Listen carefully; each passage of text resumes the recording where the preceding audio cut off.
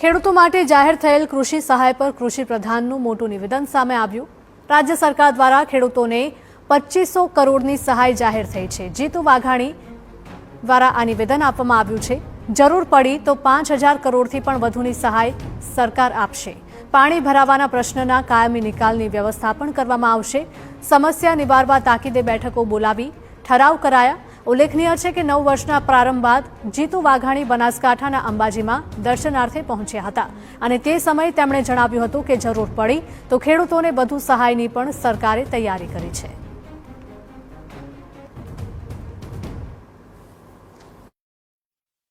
રૂપિયાની જોગવાઈ પહેલી વખત ગુજરાત રાજ્યમાં થઈ છે। રવિ પાકનું નુકસાન જ્યાં પાણી ભરાયું છે 1 નવેમ્બર સુધી એ પણ પહેલી વખત આપી રહ્યા છે। મેં કહ્યું આ માત્ર મદદ છે, માત્ર સહાય છે, બેઠો કરવા માટેની સંવેદના છે। એ પહેલી વખત કર્યું છે। 2500 કરોડથી પણ વધારે રકમ થશે તો માનનીય મુખ્યમંત્રી ભૂપેન્દ્રભાઈએ સંવેદનાથી કહ્યું છે કે જીતુભાઈ મૂંઝાતા નહીં, 5000 કરોડથી પણ વધારે આપશું તો પણ સરકાર એ તમારા વિભાગને આપશે।